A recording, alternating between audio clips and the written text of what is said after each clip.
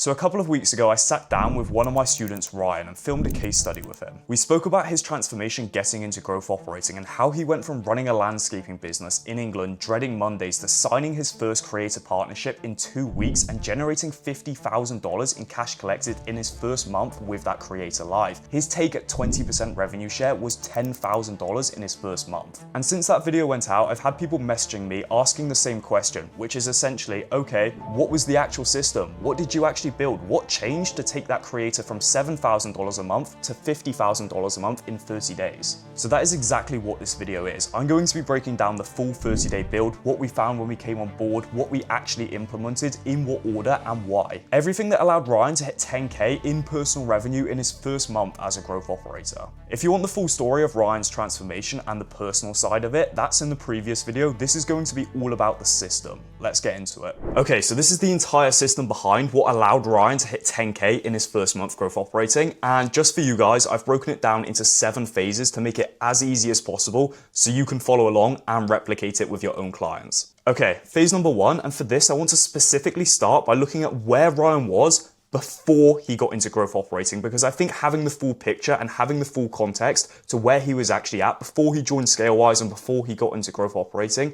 is actually really important, okay? So before Ryan had got into growth operating, he'd been running a landscaping business since he was 18. He's 21 now, so he'd been running it for about 3 years, roughly around that amount of time. And he built it up from scratch, like completely by himself. He was managing his own clients. He was handling like all of the operations. He was basically like doing everything himself, essentially. And in terms of running his own business, what it actually taught him was honestly a lot. He came to the table with some very solid skill sets already. He was definitely missing a lot of pieces that we had to patch up with him, but he had the foundations nailed down. Like, he knew how to already manage people. He knew how to show up consistently, even when he didn't feel like it. That's a big part of business, is showing up even when you don't want to, because no one else is going to show up for you. He knew what it took to build something and how to actually keep it running. Those skills are not small. You have to learn them. It has to become part of your learning process, is how to do this. And he came to the table already with those skills, just didn't know how to apply them to the actual growth operating model. But there was a problem with running that business model, and probably a lot of you watching this right now are struggling with the same issue. Whether you're a setter, whether you're a closer, whether you're a copywriter, freelancer, running your own other type of business, an agency, it doesn't really matter. All of these business models, all of these roles have the same kind of like core fundamental flaw. And that is that even though you think you're running a business and you think that you're running some sort of like a system where you're completely free, you're not. Your income is entirely tied to your time. If Ryan stopped turning up to those building sites, his income completely stopped. And even though he was running a business, it was still reliant on him and his team actually showing up to the sites and doing the work. He got paid for the amount of time that it took him to complete the job. And that is a massive issue that a lot of you will also be struggling with. There was no leverage in it, zero leverage at all. He couldn't scale it without being there physically more, because he was the one overseeing everything and managing everything personally himself. And at some point, you just run out of hours in your day. And it's exactly the same for the majority of you as well, where if you're a closer, you can only make as much money as you have time in your day, because if you're sitting on closing calls every single day, you can't make more money unless there's more time in your day to take more sales calls. It doesn't really matter what you're doing, whether you're a copywriter, because if you're a copywriter, yeah, you get paid a retainer, which is nice, but it's completely fixed for the amount of work you're doing. There's no way to scale it any further. The only way you can scale it further is by going and investing more of your time into signing a new client and doing more work for a new client. Like, there is no way to scale it any further than that.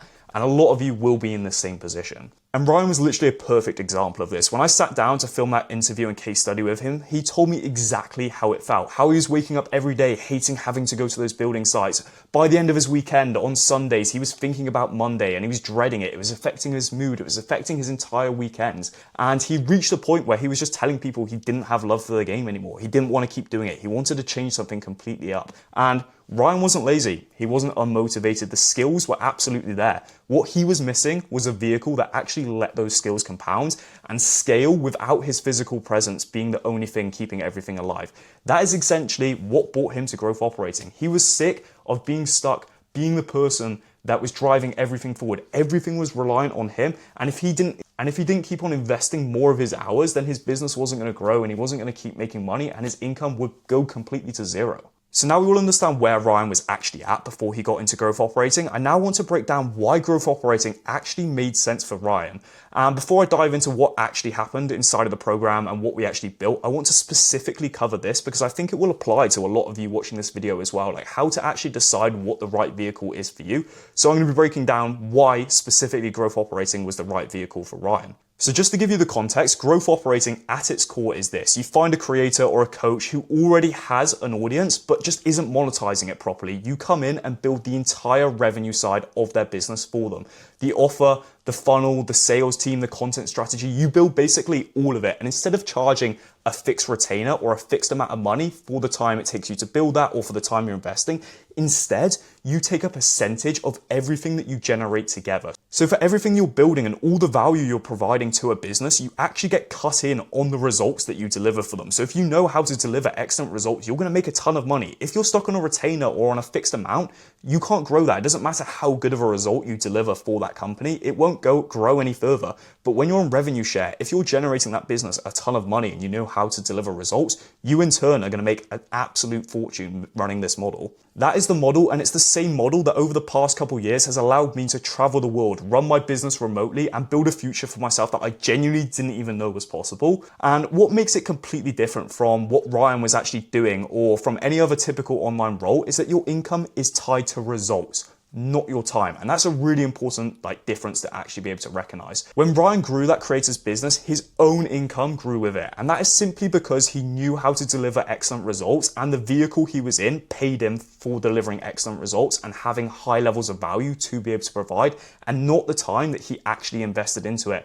Not because he worked more hours, simply because the machine he built was better. And the reason this worked for Ryan specifically is that he already had the most underrated thing in this entire business model. He had a business muscle. He'd been running something like this since he was 18. He knew how to manage relationships. He knew how to handle a difficult conversation. He knew how to keep himself accountable and actually show up consistently, and how to keep a team moving in the right direction. Those are not things you can just teach someone overnight.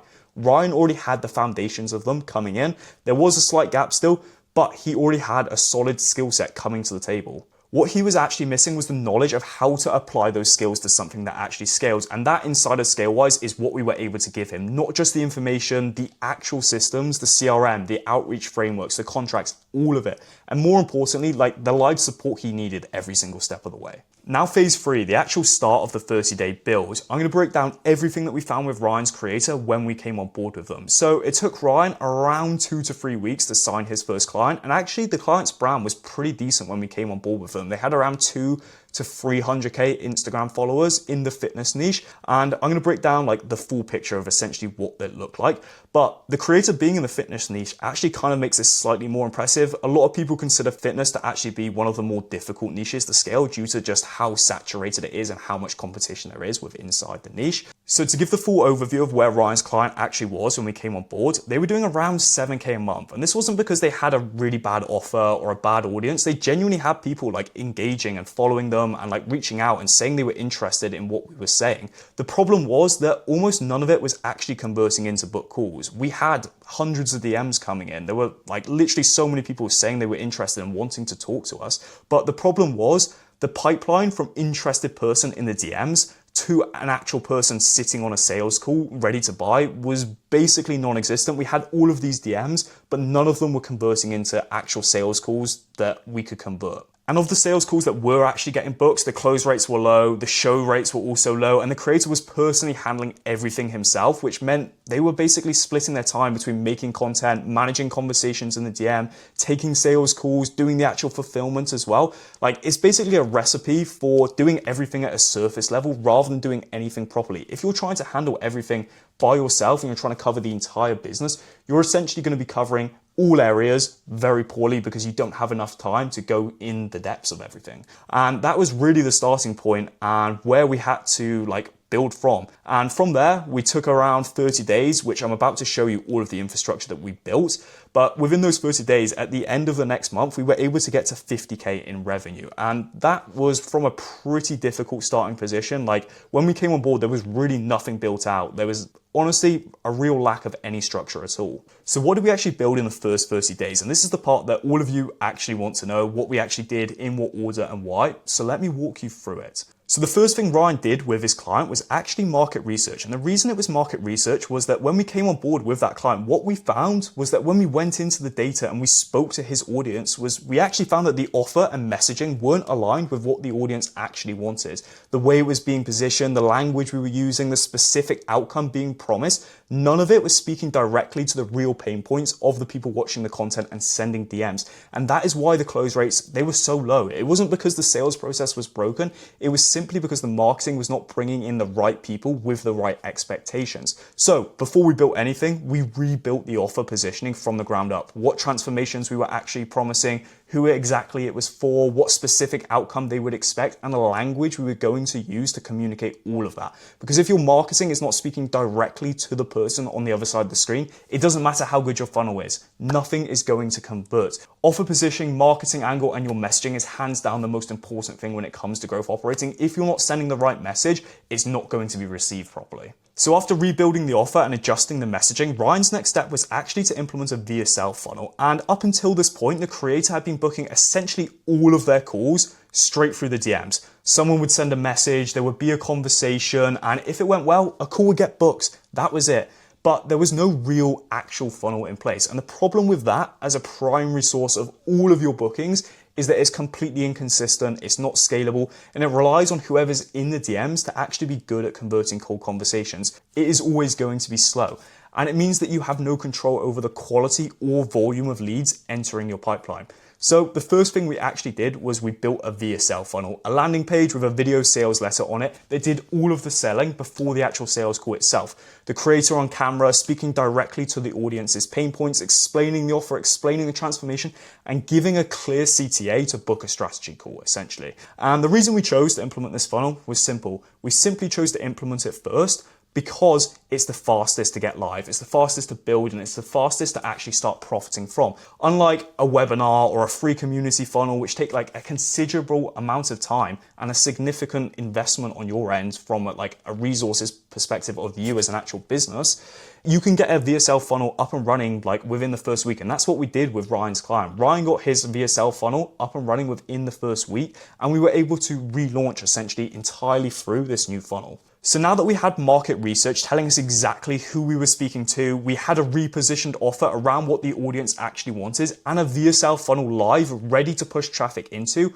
our next step was to relaunch. Not just quietly update the offer, actually relaunch it with a proper sequence. And our goal for this was simply to push all of our hottest traffic, the warmest audience, the people who had been following the content, engaging with the stories, sitting in DMs, directly into the new offer, so we could push as much possible traffic in a short period of time and have a massive launch essentially with this client. So what we did was we ran a launch sequence through stories and content that built anticipation. It communicated that something was new was coming and directed people to the new funnel on launch day, okay? And the reason we did a full launch rather than just like quietly updating some things to the offer and putting our VSL funnel in our bio was that it creates urgency. It got people who have been sitting on the fence to actually take action because there is something specific happening at a specific time.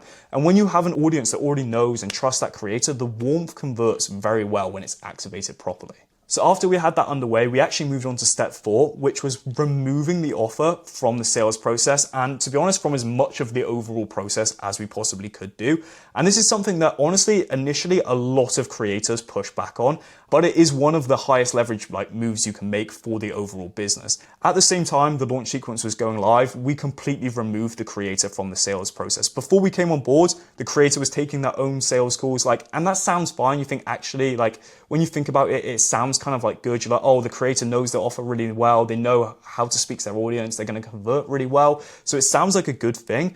But every hour that they were spending on sales calls is an hour they weren't making content. It was an hour they weren't engaging with their audience. They weren't remarketing back, and they weren't producing more marketing assets, essentially. So they were not doing the one thing that actually drives the top of funnel, the thing that actually grows the brand, that actually brings more people into our ecosystem that we can convert, more people that we can book onto calls, more people that we can actually close deals with.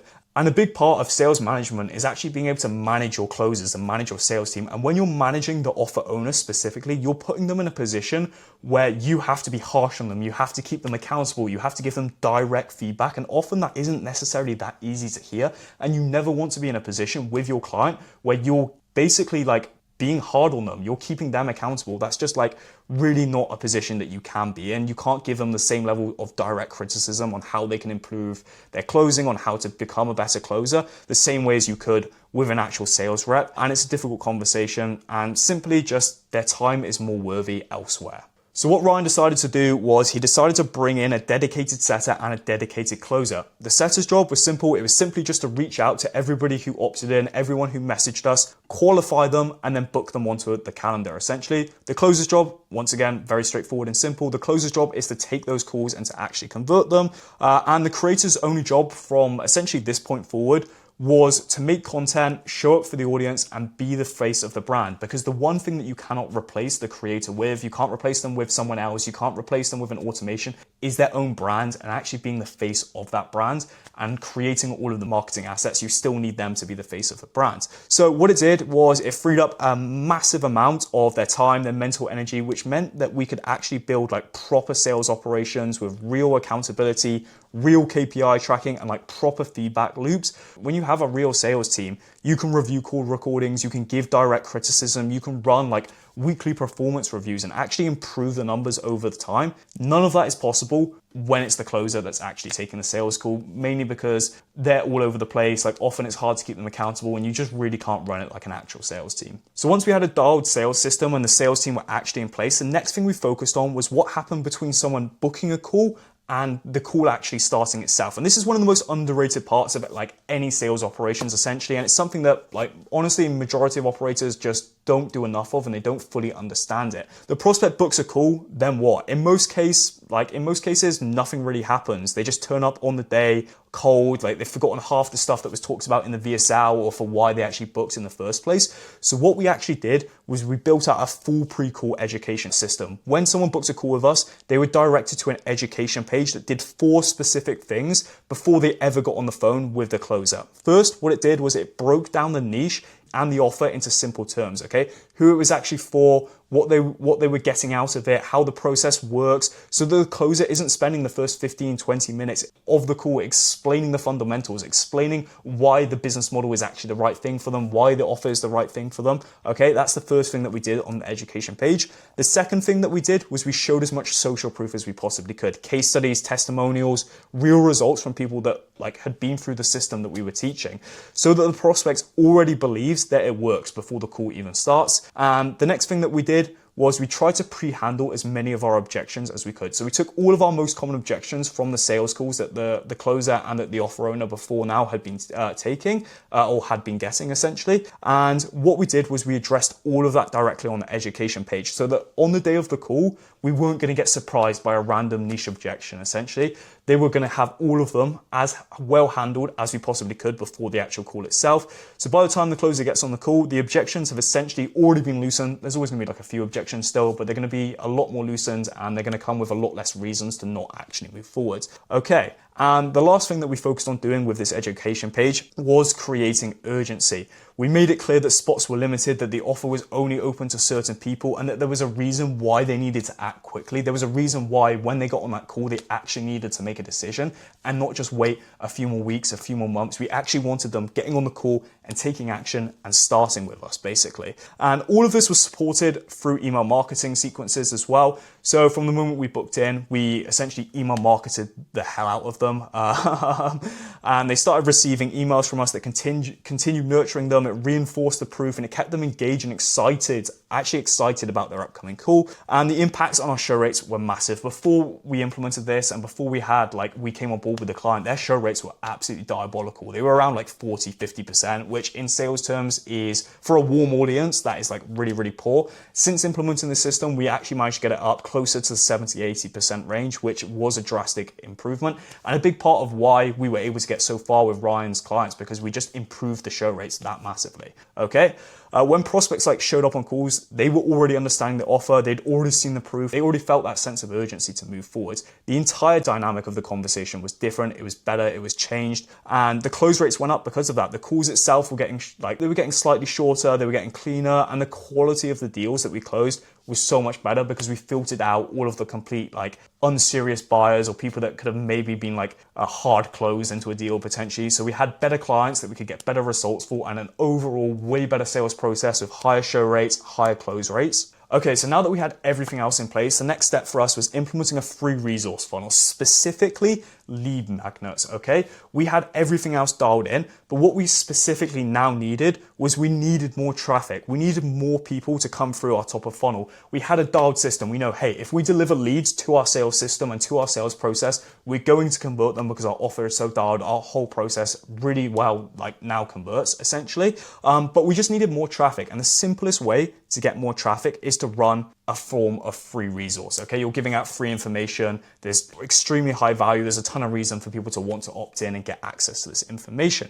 We specifically started to start with lead magnets because they're fast to implement. The same reason we decided to start with a VSL, because it was fast to implement, okay? We could get it up and running within the first week, okay? And it's really, really simple to get in place. Like a free community funnel takes a long time to build out everything properly. You need a course in there. You need proper like messaging. You need like certain events. Like it takes a lot of time. Same thing with a webinar. A webinar takes a good like 2-3 weeks of prep beforehand. Then you've got to run promo on top of it.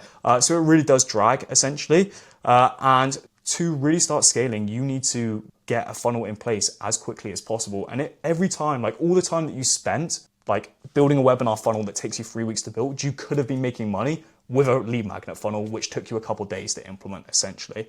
Okay, so what we built was a free resource, something that was genuinely valuable to the audience that people could access by DMing us a keyword or clicking a link that we put on our stories. And essentially when they opted in, they got the resource, and in return for that, we got their phone number and we got their email address so that we could go ahead and remarket. Firstly, it did a few things. It started more conversations in the DM. So when people swiped up with a keyword, it allowed us to have more DM conversations, okay? So which increases the chance of more qualified buyers coming through our funnel. It then also moved them to the VSL funnel directly on the lead magnet itself. We had a redirect at the end of it, which pushed people to watch our VSL and to go to the actual like landing page itself. Secondly, it gave our setters a massive list of phone numbers to work with. So not only are we having conversations with all of these people through the DMs, but we have a second opportunity to convert them over the phone through a dial. And then we also got email addresses as well, which we were able to add to all of our marketing sequences, and we were able to remarket to. And what this did was it essentially almost doubled all of our leads that we were like getting coming in. Before now, we'd been having the VSL funnel, we'd had the DM conversations, and this literally doubled it overnight by starting to implement free resources, and because we were able to get it in place so quickly, which obviously in turn increased our call volume as well. And critically, we built a whole speed to lead process around it. Like speed to lead is one of the most important things, especially with these lead magnets. Any leads that came into the lead magnet were reached out to within 10 minutes. And that's the most important thing. You want to get them whilst they're still on the phone. If somebody's swiping through, they're opening up the resources, they're on Instagram, whatever it is, and they opt in, you want to ring them at that exact moment when they're the most hot, whilst they're still on the phone, okay? It didn't take us 2 hours. Within 10 minutes, everyone was getting called, okay? So really, the most important thing of this was the data, okay? The data was really clear for us. The faster you respond to a new lead, the higher chances essentially of converting them into a book call that you have. And a 10-minute response time, honestly, was one of the most impactful things that we did to increase the volume of calls on our calendar. Okay, so after looking at the 6 steps that we implemented in the first 30 days, I really want to break down the progression and what it did for the offer specifically. So in week 1 of coming on board, the creator was booking around 5 to 8 calls a week. A lot of these were no showing because there was no reminder system, there was no pre-call nurturing, and the leads were coming in cold with no real context about what they were booking into. By the end of the first month, with everything that we had built and we'd put in place, the creator was booking around 20 calls a week. So we'd over doubled the amount of calls that the creator was booking. And not only that, of all the calls that we were booking, they were so much more qualified, okay? They were coming in on an offer that was now properly positioned and aligned with what they actually wanted. The prospects were nurtured before they ever got on the call itself, and our show rates were considerably higher than they were before because we had the proper systems in place and we had the proper reminders and nurturing sequences. And that shift from taking 5 to 8 calls a week with poor show rates, jumping to 20 calls a week with a properly warm audience is where the actual difference between being at 7K a month and being at 50K a month actually came from. This wasn't like a single magic thing. It was a series of specific things that we implemented with the client within the first 30 days, built in the right order, and each one compounding on top of each other that allowed us to get the result. We didn't just do one thing, we built a whole sequence, and that is what allowed us to make that jump from 7K to 50K. But the first 30 days isn't everything. Like, Ryan wants to keep running with this creator for many more months beyond just the first 30 days. So what actually comes after you build all of this infrastructure? What actually happens after that? Well, let's have a look at the real long-term strategy, what we're implementing beyond the first 30 days and how we can actually get beyond that 50K, because 50K was just the starting point for us. We didn't want to stop there. There's no reason this creator couldn't scale way beyond that. So specifically looking at what we did next, we want to build stuff that compounds, okay? And the reason we ran this whole first section with all of these 6 steps was to get us as much cash as we possibly could have so that we could start running paid media. And paid media is one of the most important things that you can start implementing, okay? When we were at 7K a month, the creator needed that money so they could personally survive. Once we jumped to 50K a month, suddenly we had a massive marketing budget that we could reinvest back into the offer and reinvest into ads. So the first thing we focused on immediately after the first month was the IG profile ad system. And this is exactly what we teach inside of ScaleWise. This is essentially paid traffic that does not send cold traffic directly to an offer. Instead, it sends them to the Instagram profile first, lets the organic content do the trust building work, and then retargets your warm audience with the actual offer, okay? The results, you can get a properly warm audience versus just a cold audience hitting a sales page for the first time, and like the difference between that and a completely warm audience is massive, okay? And with a creator who already has good content, genuine proof of demand, and a system, and this is a system that can take you significantly past what organic content alone will ever be able to produce for you, okay? And the second thing we implemented after the profile ad system was webinars, okay? Webinars are one of the highest converting funnels there are.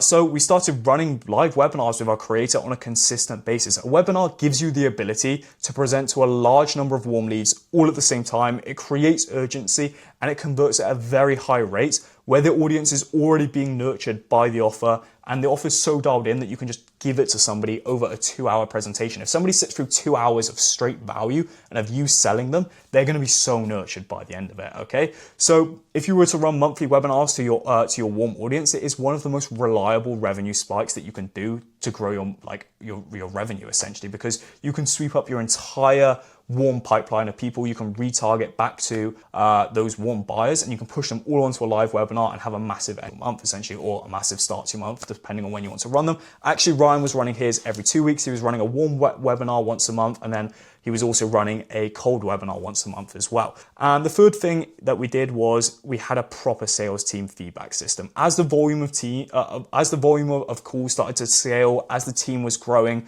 the quality of the sales operations became the main thing that was separating us from good months and great months. The thing separating us from going from 50K a month to well beyond 100K and beyond that, okay? So we started building a system where call recordings were reviewed consistently. We were getting like a relatively very fast feedback loop from our sales reps, what was happening in their calls. We were tracking all of their KPIs, and we were discussing everything as a team. Where there is a clear process for identifying things and fixing the biggest leaks in the pipeline, that improvement compounds over time and it builds better than everything else does. That is essentially the roadmap beyond month 1. Okay, we focused on building the profile funnel, implementing webinars. But before I dive into the actual results of this system, just a quick one. Everything that we built for Ryan's creator, the VSL funnel, the pre-call assets, the lead magnet system, the sales team structure, all of it is the exact systems that we teach inside of ScaleWise partnerships. And we actually have a free school community where I put a lot of this kind of content and free resources in. If you want to join, the link is in the description. It's completely free. Anyway, back to the results. So phase 6, what did we actually achieve? What was the actual result? So the creator went live with the new offer, the new funnel, the sales team in place, everything running. In the first full month, we generated them 50K in cash collected. The month before we came on board, they were doing 7K. So in just 30 days from that time period, we were able to collect 50K, which is honestly, if you know anything about online business and the online info space, that is a massive jump, and the majority of people are just unable to get anywhere even close to that in their first 2-3 months, let alone in the first 30 days. Okay, so the creator went from 7K a month with essentially running everything off of a spreadsheet and one part-time appointment setter, and the creator was still doing most of the appointment setting themselves. They were able to get to 50K in month 1. Ryan's take at 20% revenue share working with this client was 10K in his first month growth operating from one partnership. He didn't need to be anywhere in particular. He didn't need to go to a building site, and he didn't trade a single hour of physical labor for it. And I want to be honest with you about something. Was that what that number actually represents? Because it is not just about the money. It is proof that the transition works. Ryan proved to himself that the skills he had spent 3 years developing, running a landscaping business,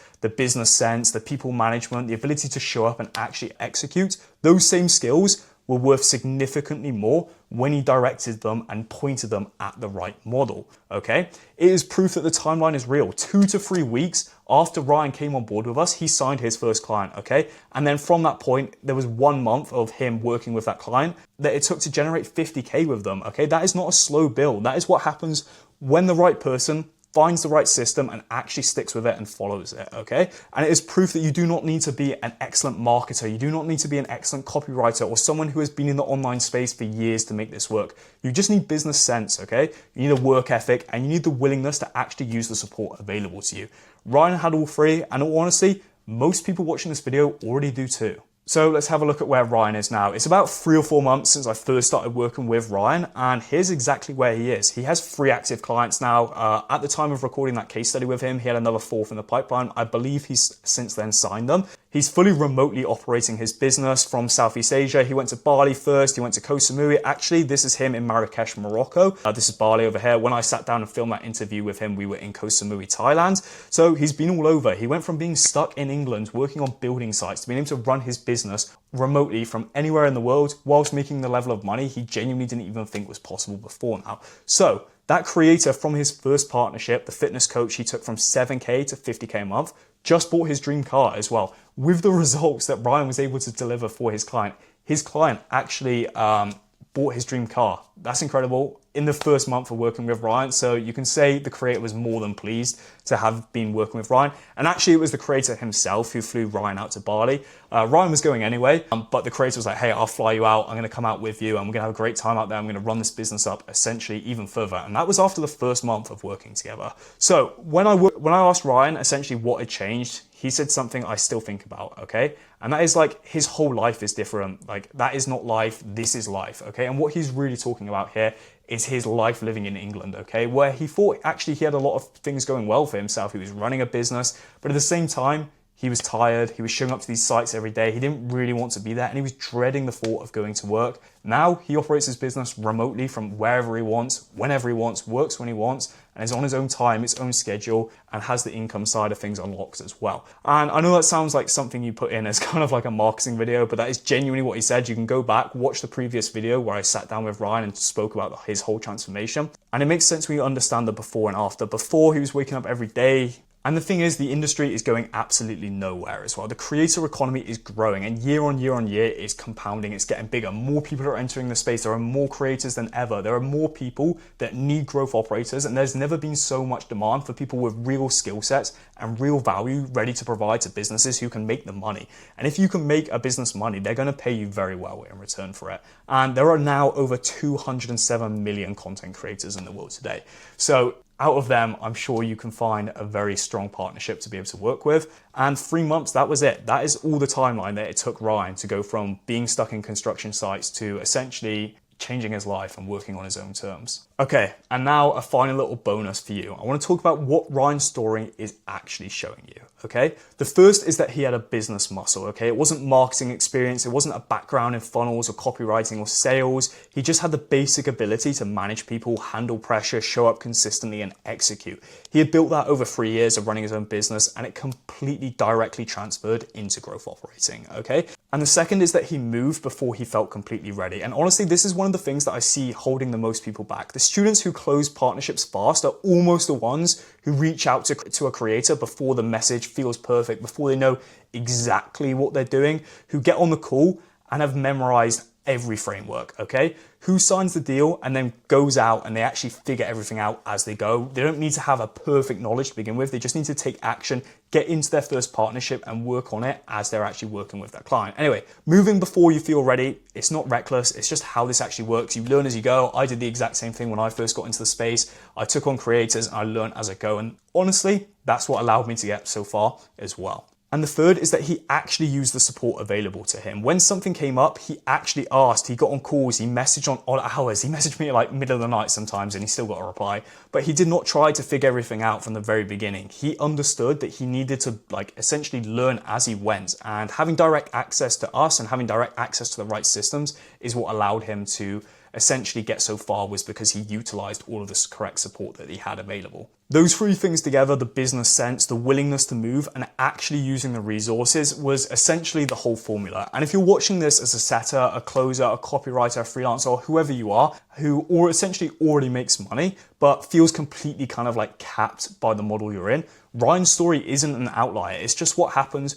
when you use the skills that you already have and you apply them to something that actually works. The landscaping business did not scale Ryan without being there. Okay, growth operating does. All right, so that's the full 30-day build. Everything we implemented for Ryan's creator in the exact order we implemented it. And honestly, every student inside of Scalewise Partnerships has their own version of this. Different story, different background, different niche, but the same core structure. Real skills applied to the right model with the right support behind them. Every person who has gone through Scalewise has closed a creator partnership, everyone. And if you follow the entire system and don't close a creator within 90 days, we go into our own network and source an opportunity for you directly. That is our guarantee. And the reason we can make that work is because of who we actually accept. We don't work with everyone. We work with people who already have something real to bring to the table. If that sounds like it might be you, the link to apply is in the description. Go have a read, see if it fits, and if it does, apply and we'll have a conversation. And if you're not at that point yet, subscribe. I'm going deep on every part of this system on the channel. The full breakdown, the outreach, the creator selection, how to actually run a partnership from day one, all of it is coming. I will see you in the next one.